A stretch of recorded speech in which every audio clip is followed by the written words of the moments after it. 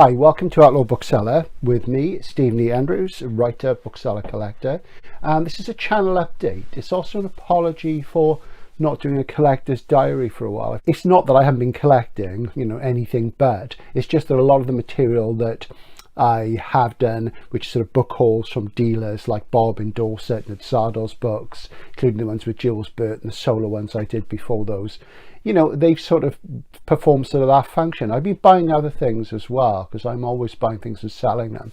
And in fact, I did a rough count this morning of my books, because I always say when people ask that I have about 3,000, and I also say that I got rid of half the books I owned back in, this is a good while ago now actually, back in about 95. For a while I was managing a bookshop in Swansea in South Wales, the largest bookshop in South West Wales there's ever been. I opened that in 95, 96, and I ran it for a year, and I wasn't very happy living over there, so we moved back to Bath. And at that point I'd taken all my stuff over, and we moved rather quickly, and at that point I took about a third of it, maybe as much as a half, to Hay-on-Wye and sold it all. So that was a major cull. I've always got rid of things, but I did a big thing then. And since then, as I've said before, I sell at Hay at least once a year and what have you. I do the odd bit on eBay. I give things to charity. I give things to friends, and I even sell the odd thing at a market, what have you. So I did check, as I say, an account, and I'm pretty good at estimating book numbers because I've worked in the trade forever, and I know I'm veering off the subject, whatever the subject is, but I have around about 3,200 books, and I didn't count the video widows books. I would say there's probably there's a few hundred there as well. She hangs on to less than me, so there's probably 3,500 books in this house, and this house is really small. And if you watch these videos regularly, you'll have probably worked out the dimensions of the hideout where I do most of the shooting. And I'm at critical mass, and this week I've got some downtime and I'm sort of sorting some things out, and I've got rid of about 45 paperbacks recently. I've sold some things. I'm taking some things to give to a friend tomorrow, but I am still collecting. But anyway, to get back to the point, this is a channel update. Apology for not sort of having done a collector's diary. There will be one coming up at some point before too long. Try and get back to that once a month, and really to talk about where the channel is and where it's going. Well, we've just passed 3,000 subscribers. It's taken 18 months. I monetized after, let me see, I started September the year before last, so that's September 21. Monetized in May, didn't actually make any money, and then it was a modest amount until September, and and it's been sort of up and down since then. This isn't a huge channel. We don't have zillions of views. We don't really go down the populist route. Not that I have anything against anybody doing popular stuff, it's just that people are already doing it. And yeah, there's a competitive element, but popular often means conservative, not always. Sometimes something will break through and be quite shocking and avant-garde and innovative, and it'll become really popular and it'll change the mainstream, and that's absolutely great. But a lot of the time that doesn't happen. So what is this channel about? And one of the easiest ways to sort of work that out for yourself is to look at the early days. When I was doing all sorts of content, I was doing SF, and my early content was, the first thing I did was an SF video. We do lots of it, primarily SF here now. I did things about music, I did things about general fiction, crime fiction, things about book selling. I did some out and about things, walking, travel things.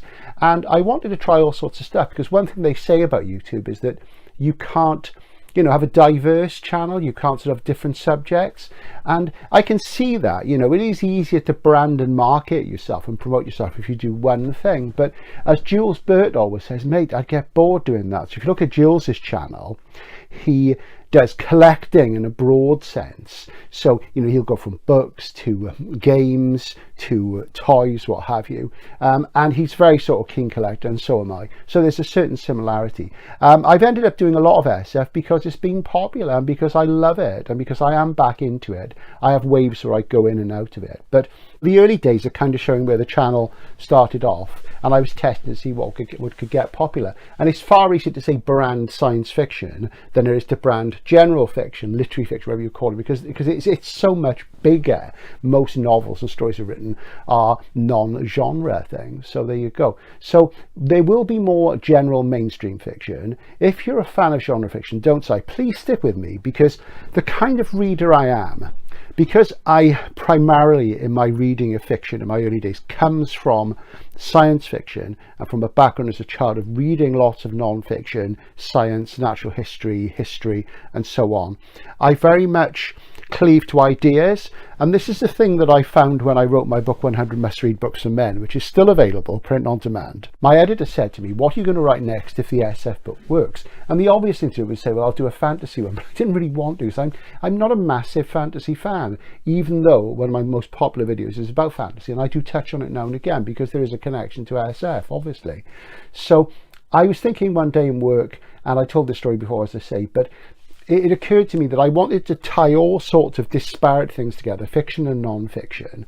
And I felt the one way I could do it, and it was just to write about books I loved, was to think about books I'd recommended and how they went down. Now, what I found was that many of the books that I really liked and that I would recommend to people would go down well with most men and less well with most women. It's always averages, and to argue from the particular to the general is a flawed technique. We can all think of examples that prove the rule. Let's take the example, people say there were never many people of color in science fiction, and that's absolutely true. And the first thing I usually say when that comes up is, well, there's Samuel R. Delany in the 60s, massive award winner, but he was the exception that proved the rule. So you've got to think about that. So averages are what I'm talking about. And I am a man. It's not one of those things where I'm going to sort of claim to be something I'm not, or claim to be something else. And this what I am is a private matter, of course, but I'm a man, I'm male. And men, in my experience, are different to women, not just biologically, but there are certain sort of constants about their sort of behaviors, experiences, motivations, what have you. But those are averages, they're generals, not specific. There's a huge spectrum, obviously, within that. So anyway, to get back to the point, I decided to pick on the books which had done very well with male readers and recommend them. So that was one thing. And Books for Men, in some ways, even though there's only 3 books by women in it, does reflect the sort of broadness of my taste in terms of thinking about what men would like. Now, there are women who subscribe to this channel, watch this channel. Thanks very much indeed. It is predominantly a male watch channel. I'd like to see that change, but I'm not going to tick inclusivity boxes just for the sake of it. There's nothing stopping anybody from watching this. It's just a question of whether it's to your taste. So the channel is going to go back to that diverse thing where I'm going to cover all sorts of fiction, music, rock and roll is starting to come back. I want to start doing more film content. I want to do some travel stuff. The thing that stopped me doing more travel stuff recently is the weather in the UK, which has been appalling. Ironically, today it's really nice and it's a Sunday, and I don't go out and shoot when there's lots of people around. One, because I'm a bit of a misanthrope, as you can probably tell, and secondly because I like to sort of have the emptiness and the vistas and the quiet and what have you. It's quite hard to find them in an overpopulated small country like Britain. And on the travel front, as if you watch regularly, you'll know I'm off to Italy in May, and I'm going to be shooting some videos there. I'm going to shoot some travel videos for general viewing. I'm going to shoot some literary things. I'm going to shoot some science fiction things, and other stuff as well. I'm really looking forward to it, and that's really coming up. And later I've got to Paris. I'll do a little shoot there, and I want to do a lot of shooting in the area I live, because Somerset, Wiltshire, Gloucestershire, I'm sort of in a little sort of enclave, very northeast Somerset. So I'm just on the edge of those other 2 counties. There's very beautiful places around here, and loads of people do videos about them. I want to do some conventional videos so you can just look at them, and I'll do some where I talk at the camera as well, more vlog based things. So that's coming. Interviews, we've done a few interviews. I'm going to do a few more. I tend to only want to interview people whose work I like. That may be closed-minded to me, but it's just they're often people I've met, and I'm a bit behind on that. And the only reason really is that we had some problems with Skype, and I should probably use something a little bit more advanced. Like Chris Priest wants me to use Zoom next time Chris and I talk, and that'll happen in the next month, I'm sure. He's busy writing. All these things take longer. I'm going to be talking to Emma Newman at some point probably as well. I'm hoping to still talk to Adam Roberts, and there may be some others as well. But I do say these things make me very nervous, because when you're recording them, you do hope it works. And I am a klutz for the tech. I'm an old guy. I haven't sort of kept up with it. I'll be the first to admit I don't use a smartphone. I only use a smartphone to film some of this. this. I've got no idea how it works or anything. So I've got to get that sorted, really, otherwise I'll get left behind. Anything could happen on this channel, that's the thing. You know, I'm interested in different formats. Production values, yeah, they're low. I don't have big lights. I don't know how to do all this animation and what have you and things. But like I've said from the very beginning, you know, that will come when I can find time to do it. And finding time to do it is very much a thing about the success of the channel. While I'm trying to make a little bit of money to support the channel, because it's taking up a huge amount of my time. Like, for example, I filmed the psychedelic SF video yesterday, and I was up at 5:30 in the morning. I prepped things after, you know, I had my breakfast and stuff and coffee, but I started shooting about 9. I'd finished shooting by 12, and then the whole process of editing, inserting, uploading, checking, whatever, you know, it didn't go like for 7 hours after that. And I was doing other things in the meantime, but you know, it's a big thing. And when you've got a small space, I mean, if you look at somebody like the Library Ladder, who's got fantastic shelving and stuff, it's brilliant, isn't it? I love it. I was really envious of it. You know, it's much easier. You know, I'm assuming it is. Perhaps it isn't quite as big as it looks, but a tiny house, you know, it's dreadful. So that's why I've only got 3,200 books. I'd have twice as many if that wasn't the case. So, you know, that will come in time. So as I said at the beginning, this is about content. By content, what I mean is I want to share my knowledge and experience, what I do know, what I don't know, my opinions. They will be informed opinions, I hope, most times based on fact and evidence, and really sort of go from there. And occasionally I'll get polemical. I did ruffle a few feathers recently by bringing up the whole issue of SF versus sci-fi, and you know, maybe I was a bit harsh. You know, I did say that thing about how, you know, it does make some of the YouTubers look like amateurs, and I meant that from a position of love. I meant, you know, guys, you know, a lot of you are doing really great work and you're becoming professional in your knowledge gradually. And you know, the thing is, people say SF. I mean, if that wasn't still the case within the professional field, and by professionals I mean publishers, writers, editors, people who've been around as fans in a long time, who've contributed through small press publishing, fanzine publishing, what have you, they say SF. If you look at the current crop of science fiction anthologies on the market, none of them have sci-fi on the cover. They have science fiction or SF. Okay, and I will leave it at that. That's the evidence, that's the fact. And do some research yourself, what have you. And if anybody's offended by that, I do apologise. It's not meant to be offensive. It's just giving you my point of view and experience. And yeah, maybe I was a bit grumpy that day, but you know, I am a grumpy old man. So that's what this channel is about. It's about my journey. And it's also about where I am at my time of life. I'm 60 later this year, and I work part-time now. I've worked in the book trade. It'll be 39 years in October, 40 years next year, and that really is a milestone. Most of that time I've worked as a bookseller, and let's put that into broader context. I spent 24 years altogether in management positions in bookshops. 16 of those years I was branch manager, and I managed 4 or 5 bookshops, and one of those that included a international mail order situation, which later became a .com thing, which is still going today, and that was before the internet really got going. And you know, and that's been in 5 or 6 cities and various places.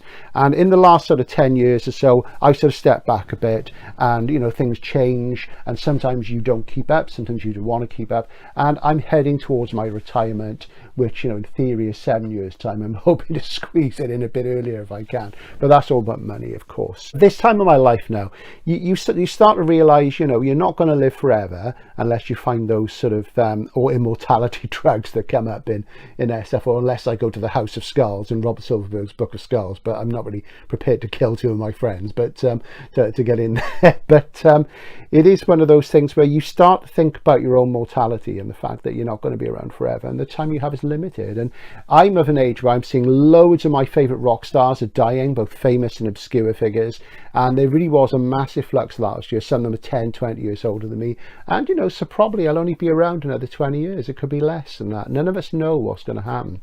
So I am trying to sort of do that thing where I'm moving towards closure on collecting and then just focus on reading. I'll always buy the odd book, but I want to get to a point where I really want to sort of bring that to a close. So I've talked about the final library, so I'm heading towards that, and this is partly what you're seeing, what I'm documenting is me moving towards that.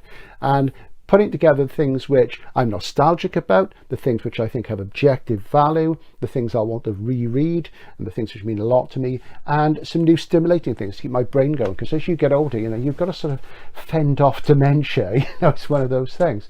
And also to sort of get rid of things which I feel that I'm not going to watch, read, or listen to again, though that can be absolutely fatal, as I found. So, you know, you do that and then you want to experience them again. But my time is limited, it's all our time is. But when you're older, undoubtedly it's more limited. So that's a big part of it. It's not just part of my attitude, it's part of what this is about in terms of showing you what I'm doing with books and what have you. So that's channel update.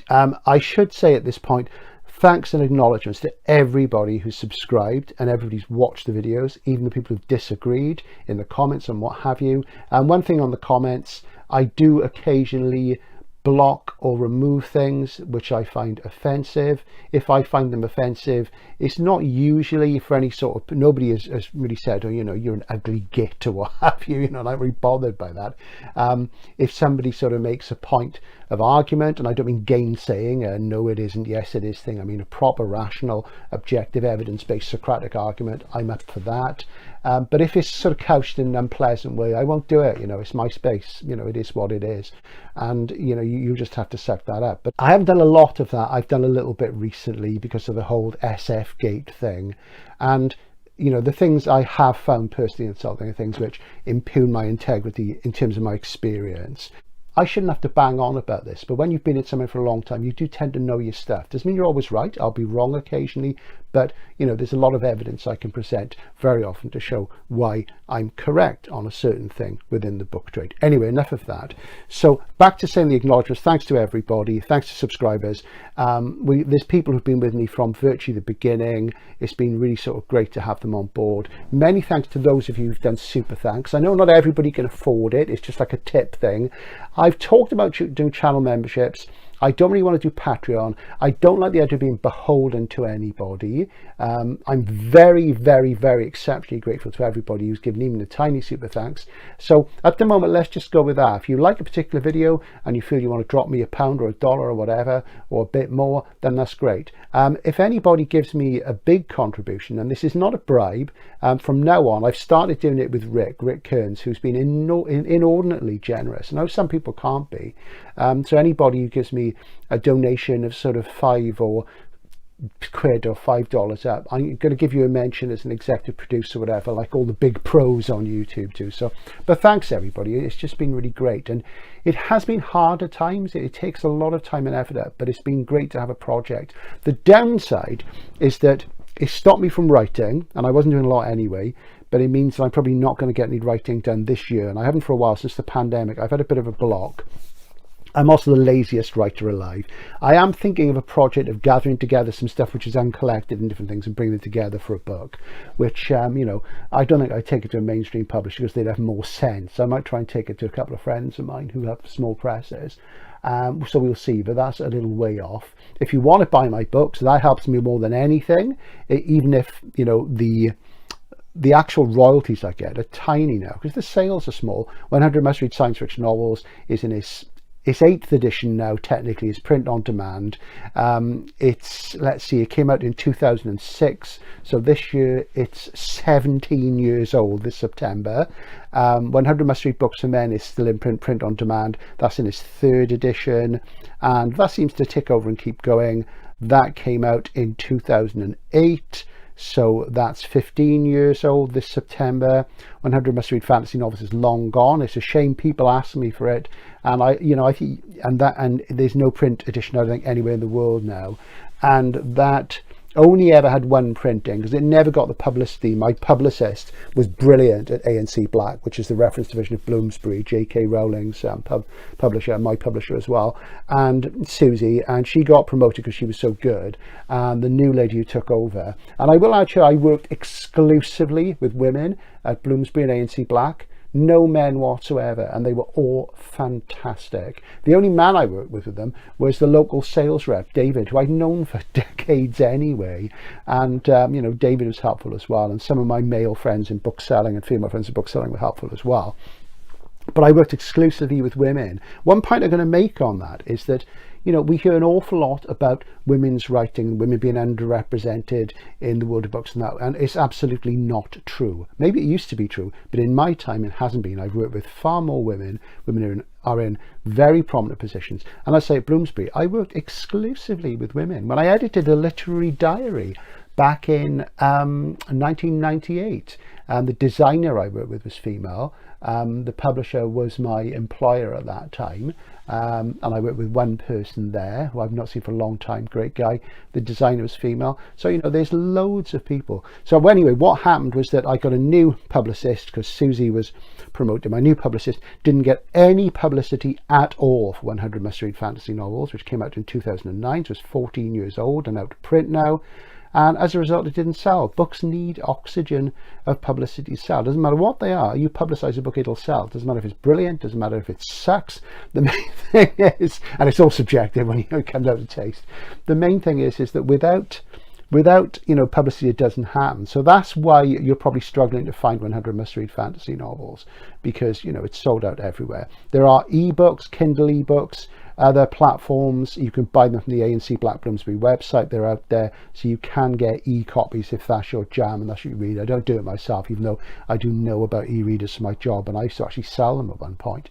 So that's there. I'd like to revise them, but if you buy what's out there in my work and enjoy it, that means I make a little bit of money. I'll tell you how much I actually make from each copy of the books. So I make, the maximum I make from each single copy is 18 pence, right? 18p, right? Now they're co-authored, two of them with my mate Nick Renison and the other with my friend Duncan Boas, and they're co-authored because when we were doing the Bloomsbury Good Reading Guide series, which there were 10, I co-wrote 3, I conceived another 2, and my friend Nick wrote those 2. Nick was series editor, and we basically, you know, we did it because I was working full time. I was running a bookshop then, a very successful bookshop, made loads of money, had a great team, and I couldn't have done it and against the deadlines. You know, I was offered it, which was fantastic. I didn't have to chase it because I've been writing a book for a few years before that. And that was a non-fiction book about rock and roll, which is 80% finished. I don't know whether I'll ever actually finish it. And then I got the deal with A&C Black, and I didn't keep on writing after 100 Must-Read Fantasy Novels because 100 Must-Read Horror Novels was going to be written. I didn't want to do it. They talked me into it, and then they changed their mind because there was a financial crash. And I've said on the channel before, financial crash in 2008, and between 2008 and 2012, a lot of people in the book trade lost their jobs. Loads of things got cancelled. I had an anthology deal cancelled, 100 Must-Read Horror Novels. I negotiated for several months with Alison and Busby to do a book called Future Watch, about the comparison between science fiction films and science fiction novels and stories.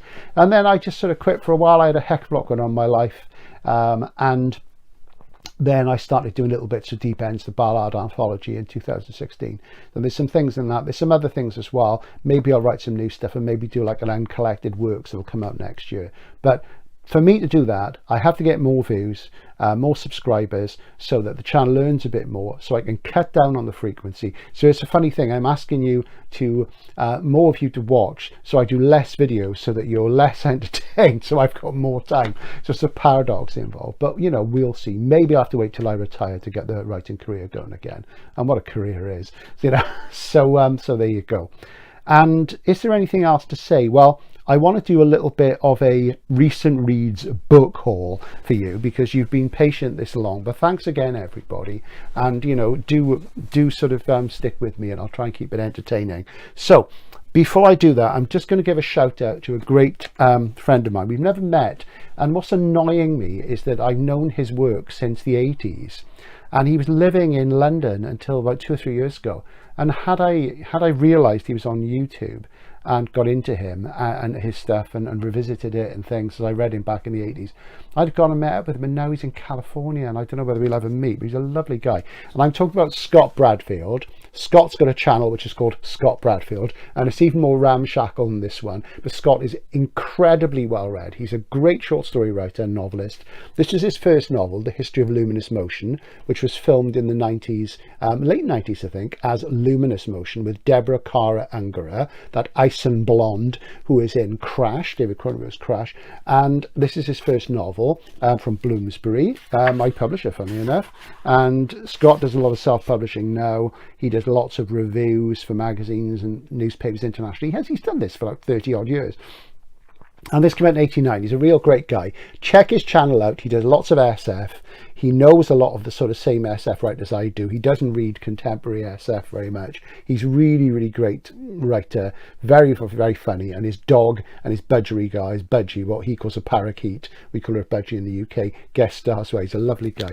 Hi Scott, I hope you're well. Maybe one day we'll get to meet. So watch Scott's channel because it's cool. I also wanted to say watch Matt Defoe at Science Fiction Reads. Matt's a great friend of mine in Canada. Lovely guy, those baby blue eyes. You wouldn't think he was in his mid-30s, would you? You know, he's so handsome. How does he do it?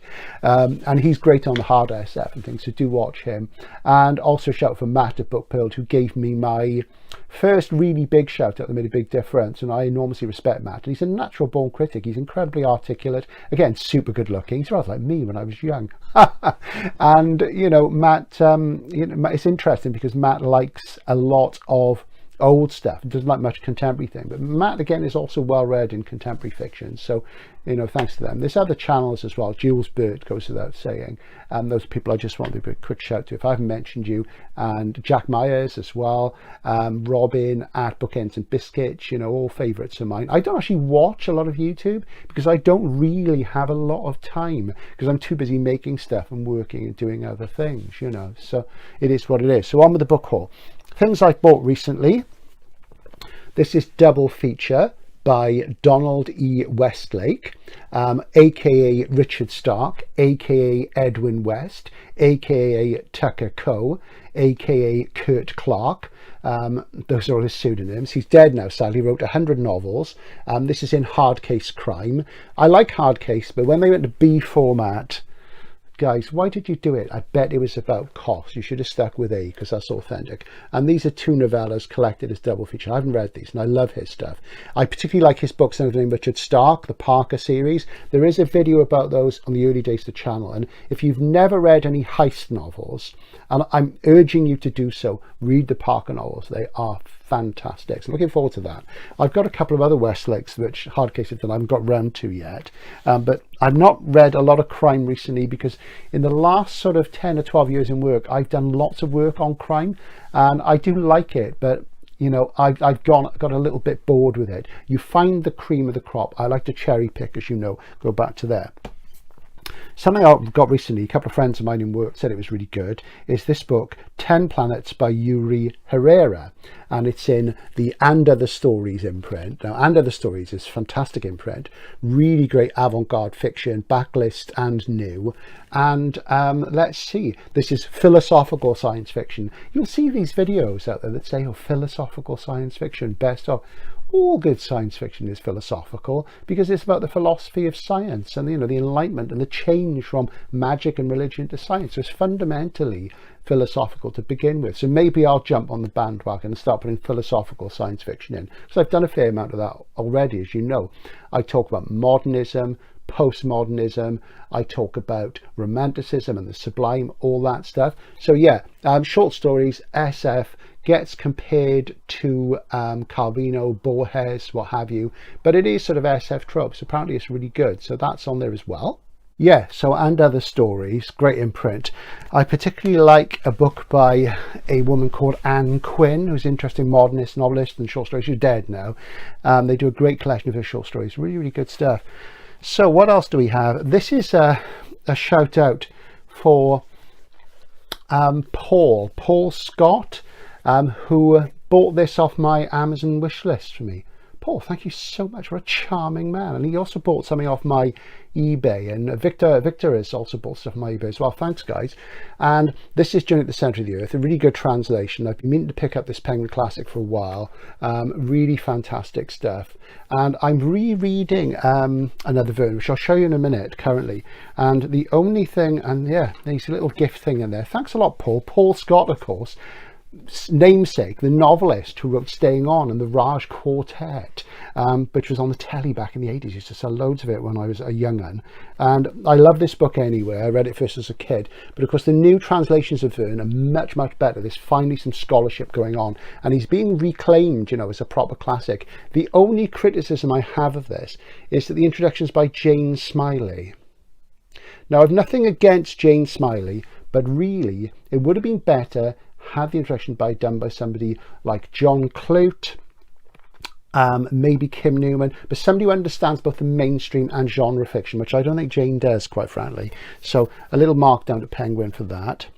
What else have I got? This isn't, I've had this a while. It's not something I've acquired recently. I got it free from work, and this is Bewilderment by Richard Powers, which has, according to Oprah Winfrey, oh no, it's heartrending, which puts me off, but Powers is interesting. He wrote a very interesting SF novel some time ago called Galatea version 2, and that was good, and he can kind of do anything, and this is an SF novel despite the way it looks, so I'm going to read that at some point. Something I was sent in the mail by the very wonderful No Exit Press, run by Eon Mills. Eon gave me a hardback signed limited first edition of an Eddie Bunker book back in the 90s. What I've never met. What a great guy. And my friend Nick is published by No Exit Press, and this is Viper Stream by Jake Lamar, with a very sort of nice livery, which reminds me of Blue Note Records. And this is a jazz crime novel set in Harlem. So I'm going to put that aside. And apparently Jake Lamar is really good, so this says, and this is a proof. There's Jake there. And I do like jazz things, so yeah, so I'll give that a go at some point. Some of these I won't get around to reading for years, because this is the way it is. It's my TBR, it's ridiculous. Radium Age. I'm buying all the Radium Age books as they're reissued. Yes, there was an original Radium Age series some years ago. This is one of my favourite books of all time. First book I ever read as a kid, and that's The Lost World by Sir Arthur Conan Doyle, The Poison Belt. And the cover's, of course, by Seth, who, you know, does rather think the past was better, and he's, you know, he loves things which are sort of like 20s, 30s, 40s, what have you. He was quite a conservative, you could say, or maybe, you know, that's just taste. It's fine, it's good. So that's rather beautiful. I've also got this, which has got a really funny cover, Theodore Savage by Cicely Hamilton, and I am buying these fundamentally because I love the covers, and I'm not really, they're not proto-SF because they mostly come between about 1900 and 1935, but they're in that limbo between the scientific romance and science fiction, as Hugo Gernsback called it, and a lot of them are neglected books. Some of them are quite famous.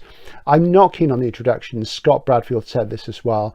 They do tick too many of the identity politics boxes to me. They're always going on about, you know, this shows attitudes about colonialism or whatever, and we know all this, and that's fine. But what are they like as, you know, SF novels? You know, those are important things. The social things are important, but we mustn't always view everything through the lens of today. We've got to remember that things were different, and often a lot of the things which come up in these are covered years and years ago. They're not new things, you find. So that's that, and that's great, isn't it? Really, really good. And then an old favourite, which I haven't read for, gosh, since it first come out, and I used to have a paperback edition of this, and I've always wanted a hardcover, and they're hard to come by.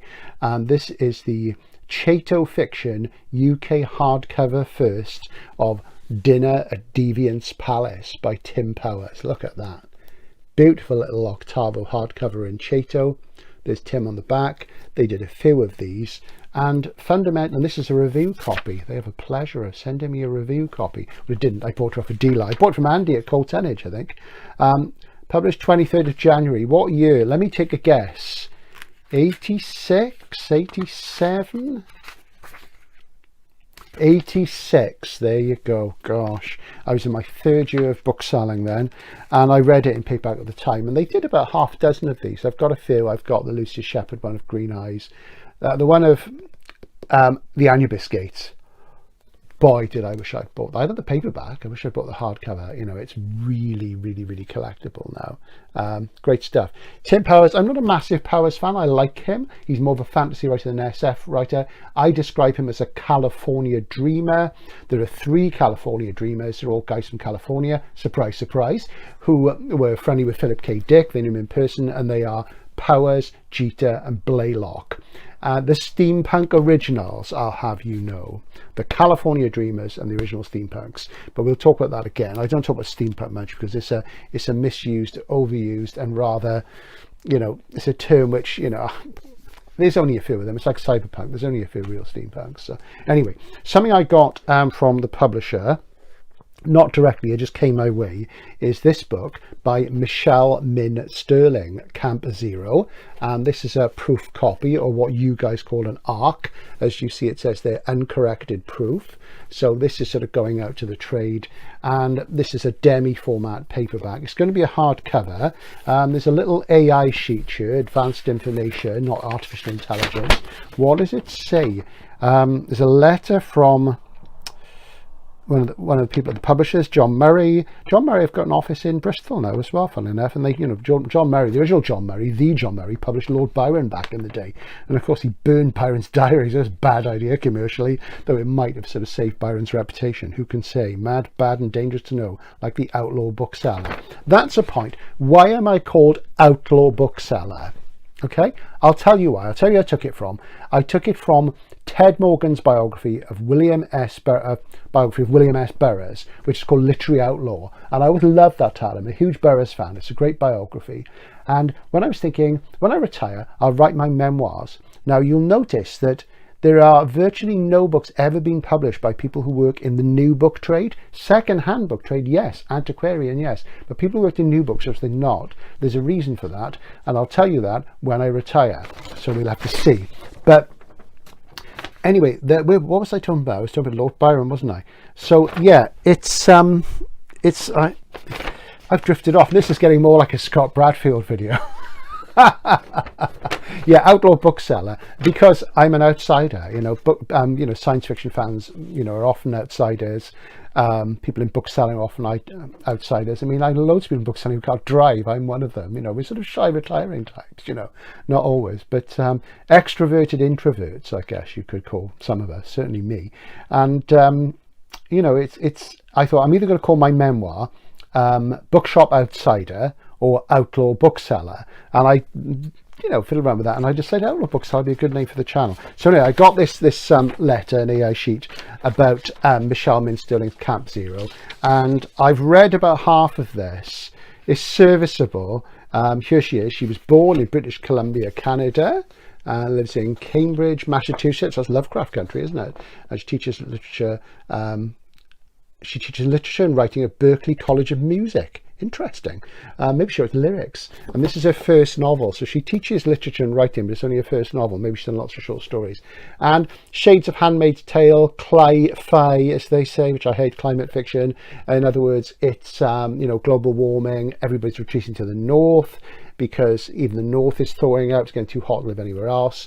And the narrator is a woman who, she is basically a prostitute. You know, she prostitutes herself. She moves from, I think it's South Korea, and she goes to this enclave in the north run by this sort of messianic type technocrat figure, rather like Alex Garland's keen on doing, things like in Devs and Ex Machina, his films. I've got about halfway through. It's nothing special, and apparently the innovation in this, it says that it's deeply immersive about the world we build and where we go from here.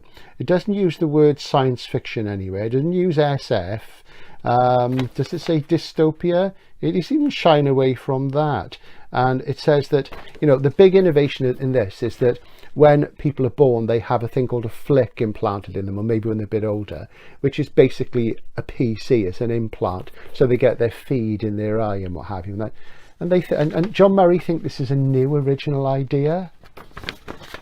Come on, you know, this sort of stuff goes way back. It's a cyberpunk conceit, and people have had feeds in their eyes. I mean, it's in loads of SF novels for the last 10 or 15 years. So I'm sorry, John Murray, but it's not innovative. It's not ticking my boxes, I have to say. So I probably won't finish that because it doesn't really grab me, I have to say. Something which is getting lots of attention at the moment, and I don't do a lot of new books on the channel, a lot of new SF, because I think science fiction has been in the doldrums for some time, and I see very little new under the sun. And I want to talk more about this, and I know I've talked a bit about it and why I don't do much contemporary SF. And you'll notice the Matt Bookbill doesn't either. And this is The Mountain in the Sea by Ray Naylor, which I was thinking of buying, and this is his third novel, and he's had lots of sort of short stories published in best of anthologies and what have you, and he's a marine biologist, I think. He led a series of environmental conservation project on the Condau archipelago, so there you go. So he's a scientist as well, and I felt initially there were certain similarities to the way this has been described in the mainstream press to In Ascension by Martin McInnes, which I read and reviewed recently, and this has had loads of sort of rave reviews, and fundamentally it's got Weidenfeld and Nicholson again on there, and basically I'm going to give this a go because my friend Brian, who used to be my boss when I first worked for one very big book selling company, he's about 10 years older than me, taught me a heck of a lot about literature and writing and rock and roll. Great guy, Brian. Hope you're okay out there. He said he loved this, and he said it contained lots of things which are not normally in science fiction, neurology, Buddhism, what have you. And I said, Brian, all this stuff's in SF and has been for decades and often in the same book. But it was his word, because he's a man of integrity, taste, and he's taught me a lot, and I love him dearly, and that's why I'm going to give this a go. So at some point I'll review that. I'll do it before too long, hopefully. What else have I got? Moon Guide to the Amalfi Coast, the best guide you can get to the Amalfi Coast. I'll be on my 6th visit, as I say, soon, so I'm just sort of boning up and see if anything much changed. I've got to start doing more prep for that, so the frequency of videos will go down the closer I get to my trip in May. But yeah, I'll be off there, so that's good. So if you want to buy a guide to this area, buy the Moon one. It's better than all the others. I've used all of them, I can tell you that now, and that's the best one. Right, Salt Publishing. This is a lovely little A format. Let me show you. This is an A format. This is a B format. So there you go. There's the size. Let's get the size distinction there. And yeah, you can see that. So A format, the classic pocket book. This is Alison Moore, Eastmouth and Other Stories from Salt. And he looks like a picador on the back. And I wonder why that is, because of course Nicholas Royal used to be editor at Salt Books, and he's still involved, I think, and he's got Nightjar Press. Great guy, Nicholas, huge picador collector. And there's a video on my channel about Nicholas. Please watch it. He writes horror, he writes general fiction. He used to pop at the anthologies all the time, still does. Great short story writer, same age as me, lovely guy. Do watch it. And again, if you like SF, there's lots of other things you'd like. If you're stuck in SF, I will recommend you things if you're a reader of science fiction, of literary science fiction, and sort of more sort of near future science fiction, and even some far future stuff. Follow my recommendations, give them a try. And what I'll try and do from now on is say, if you like SF, you like this. This is a collection of unsettling ghost stories and similar things, like a sort of British provincial Shirley Jackson, and I'm really enjoying it. So it's great. What sucked me in was the format and the cover. There you go. I judge books by their cover. We all do it, and it's sometimes a good thing. I decided to have a bit of traditional English ruralism. Ronald Blythe, Time by the Sea, Aldeborough 55 to 58, which is his account of his time in Suffolk then. He died about the age of 101 recently, wrote a famous book called Aikenfield about English rural life. I'm fascinated by Suffolk, and I've never been there, so I'm going to go at some point and spend some time there, do some videos. So some of my sort of cultural icons, Brian Eno, Mark Fisher, they're from that sort of area, or they've written or based things there. And this is very different to what I normally read. It's a good reason to read it. And it's about him involved with writers, artists, and a music festival that was there at that time. So that's a bit of a change. That's nice. Something I'm also reading at the moment, and I'm loving it because I haven't read it for a million years, is Around the World in 80 Days, Jules Verne, Penguin, A format again. I did think about getting the Penguin cloth bound, which is really nice, but it's not that nice. This is nicer. It's got an elephant on the cover as well. Elephantos. We like elephants. Gorgeous. Look at that. Absolutely lovely, and it's such great fun. Phileas Fogg, he's such a flake, you can tell, why Philip Jose Farmer loved him so much. If you've read that and like it, Track Down Farmers, The Other Log of Phileas Fogg, which is a sequel, which is a great SF novel. And I'm also reading, one shouldn't do two books at once. This is the thing I'm rereading, and I'm really, really, really, really pleased with this.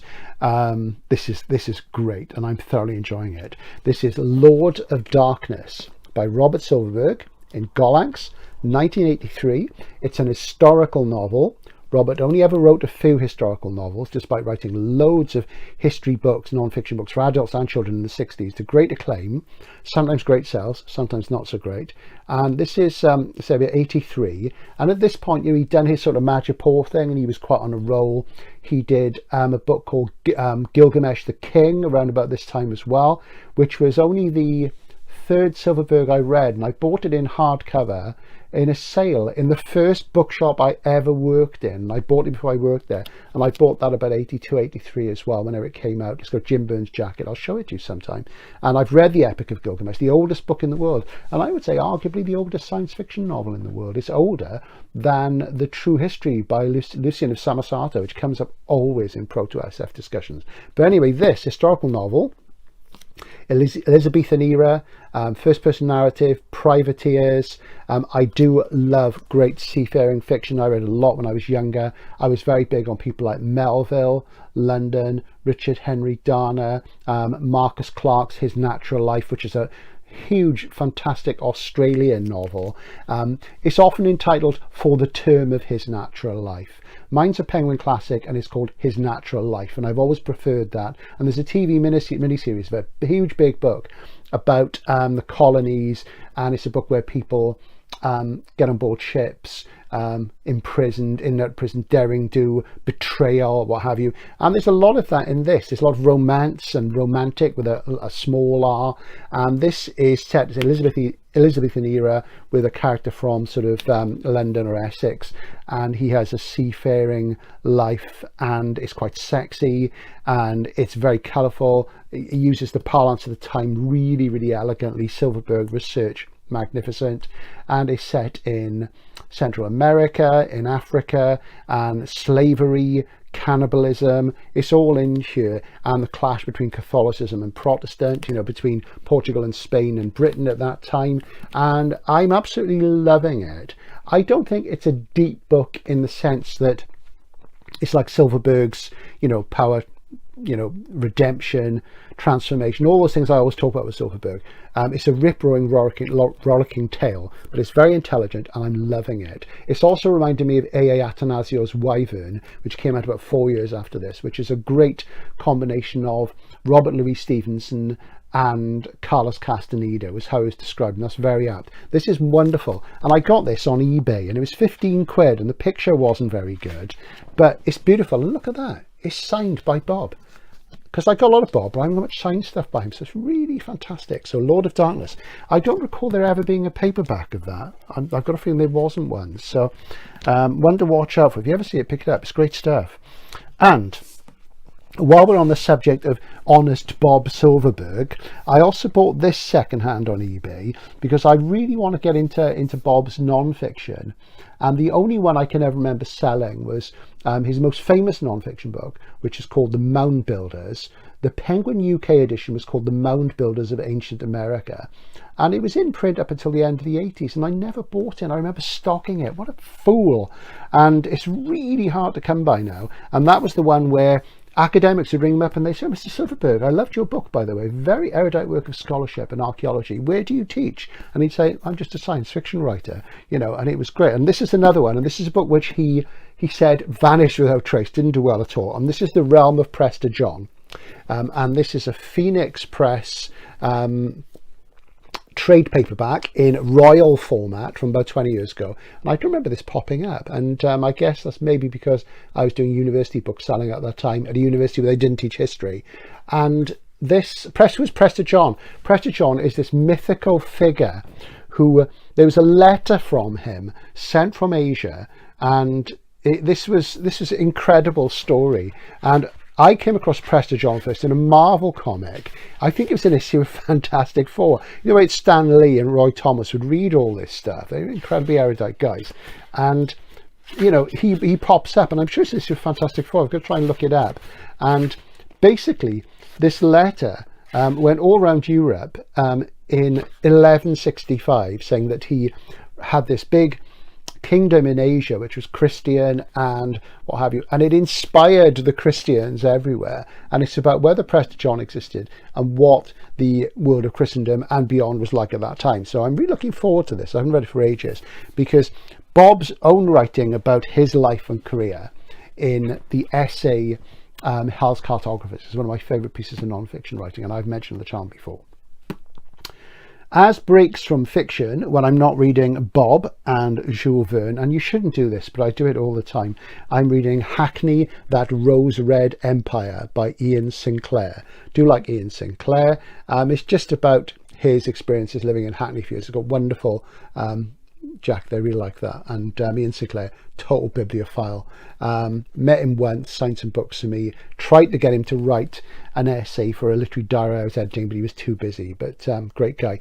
If you've never ever watched a video called The Cardinal and the Corpse, The Cardinal and the Corpse, look it up on YouTube, watch it. Alan Moore's in it. It's about Michael Moorcock. Moorcock's in it. A lot of great London writers. If you've ever been fascinated by the psychogeography and the strange literary history of London and of book collecting, watch it. The Cardinal and the Corpse. It's on YouTube. It's on Channel 4 in the UK in about 1993. Brilliant. I hate the music in it. The music's dreadful. Apart from that, it's fantastic. Check it out. So I think that's pretty much it for now. That was more long and rambling than I wanted to do. I need to stop now because I've got to go and hang the washing on the line. This is actually quite a nice day today. So there we go, channel update. Thanks again, everybody. I really appreciate your support. Keep commenting, liking, super thanks. And if you can, if I'm taking longer to get back to you on the comments, do forgive me. I like to reply to everybody if I can. Sometimes I've only got time for a like or a heart, and that's because at the moment I'm actually not very well. I'm a bit tired. I'm always a bit tired. It's my age and other stuff, but I've really suffered with sore feet at the moment. The last 5 weeks in work, I've come home in agony, and it's something that, because I'm overweight, I'm getting older, I can't always, I'm probably wearing the wrong shoes, I'm not looking after myself. So I am really sort of struggling with that. So that's sort of holding me back a bit. Anyway, this is Outlaw Bookseller signing off. I'm going to go put the washing out now.